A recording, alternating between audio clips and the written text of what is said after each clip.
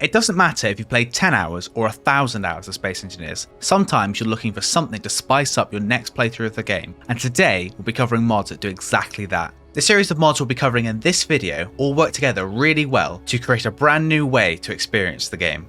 Whilst not necessarily the most interesting mod visually, Scarce Resources fixes one of the biggest problems with Space Engineers, in my opinion, which is that you don't need to go to the other planets. So what Scarce Resources does is it removes all of the ores from space, aside from iron and silver, so that you're still able to build or repair a survival kit if you get stuck in space without one. And then all the other ores are distributed between all the planets. So you can find iron, nickel, silicon and ice on all the planets, and then all the other ores are specialised to different worlds. So for example, cobalt is very common on Earth, which is especially important as cobalt is needed to actually build thrusters. Uranium is only found on the alien planet, giving you a reason to actually go to the alien planet. And platinum is exclusive to Mars, so a lot of the endgame technology is now only available once you've been to Mars. So this creates a sense of progression, because in the base game, pretty much all of the ores are available to you on every planet, and then the only ores that aren't available to you, platinum and uranium, are available as soon as you get into space. But this way you have a reason to go to all the planets, progress through the game, and get all of the resources. And also, more relevant to some of the mods we'll be covering later on, means that ship components you find in the world are more valuable, as you can't just build them as you don't necessarily have the resources to do so.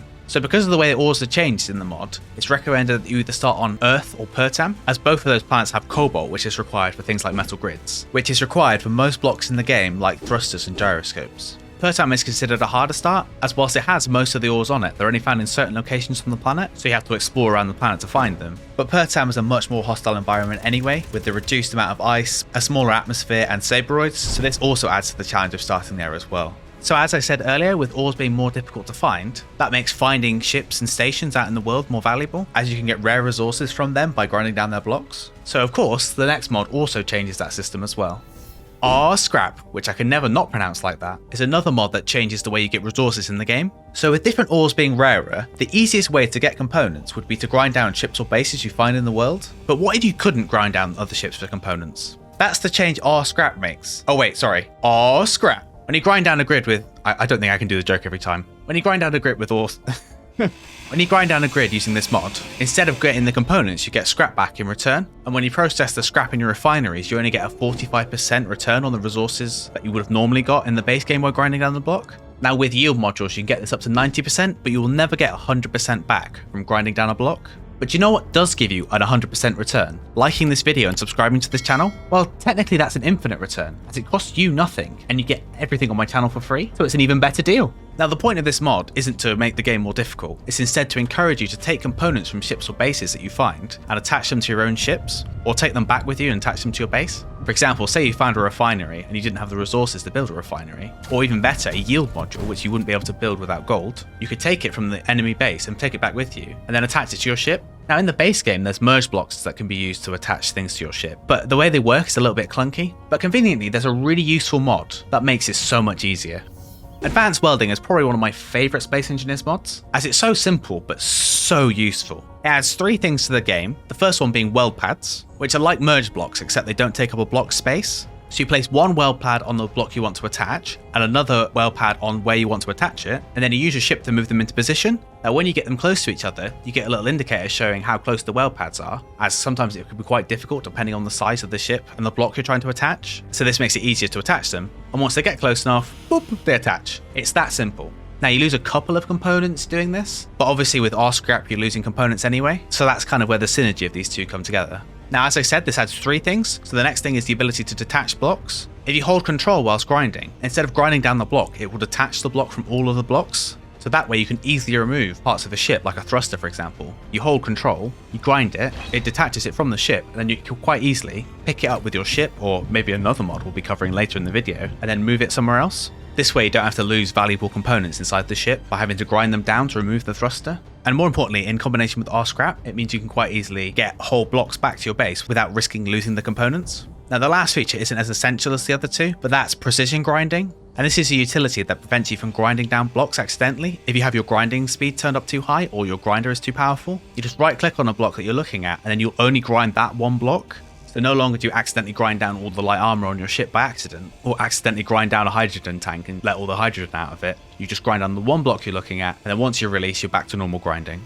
So detaching blocks is all well and good, but moving them around with a ship is a big pain. It's right there in front of me. Can't I just pick it up and move it? Of course you can. Where else did you think this transition was going? Improved Engineering is a mod that came out recently that allows you to pick up blocks that you're looking at and move them around. Now this isn't just limited to small grid blocks, you can also drag around large grid blocks as well. And you know what? As much as I love using a ship to move things around, this is just so much easier. If you just look at any block, press R while you're looking at it, and you'll just pick it up. Now obviously based on the size of the grid or the weight of the grid you're trying to move, you may or may not be able to move it. The heavier it is, the more difficult it'll be to move obviously, but it seems pretty reasonable. You can see here I'm quite capable of moving this large grid cluster despite the fact it's like twice my size, so it's still useful for moving around large grid parts as well. Now you can do more than just pick up blocks. You can also do all the stuff you'd normally do when you place a block, such as rotating it on its axis to get it in the right position, and using the scroll wheel you can move it towards you and away from you. Now when you're done with the block, you can press R to drop it, or if you hold left mouse button and then right click, you can throw it. Which, if your mind is anything like mine, you probably immediately thought of picking up a warhead and then seeing if your friend can catch it.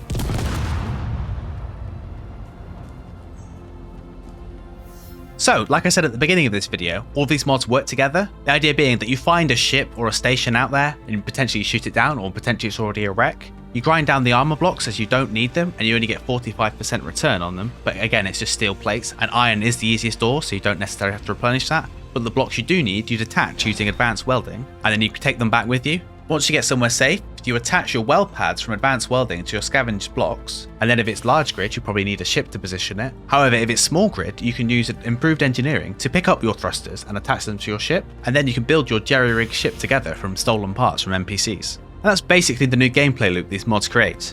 You can still find all the ores out there in the depths of space, but until you do, you're stuck harvesting resources from your enemies, or maybe those who aren't your enemies yet, and you use those resources to build your ships.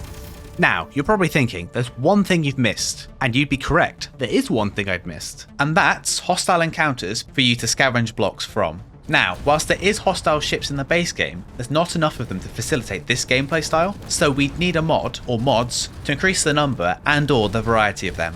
Now with Grid AI coming soon, or after the most recent livestream, not so soon, this might all change, so I'm hesitant to recommend any AI mods, as in a couple of weeks time, the way these mods do AI could completely change. But for now, there's two NPC mods that I do recommend, and that's Reavers, which is one of my favourite AI mods, which has hostile like bandit ships, which basically look like they've been created from the gameplay loop that all these mods together would create, as they've kind of been stuck together from lots of different parts. Reavers over time get more powerful as you get more powerful, and because they come after you all the time, it'd be an easy way to get all those components you need to attach to your ship. And the second mod is Assertive Combat Systems, which I hadn't really heard of until recently, but apparently the most recent update has made a massive overhaul to it, and from my testing for it for this video, it seems very impressive, so it's definitely one to check out. So, are you going to use any of these mods, or are there any other mods you think that would work well with these ones? I'm going to be streaming on Twitch, link in the description, over the holiday period, using these mods and this gameplay loop, so if you have any more suggestions of mods that would work well with these, I'll try them out there. And as always, like and subscribe for more Space Engineers content.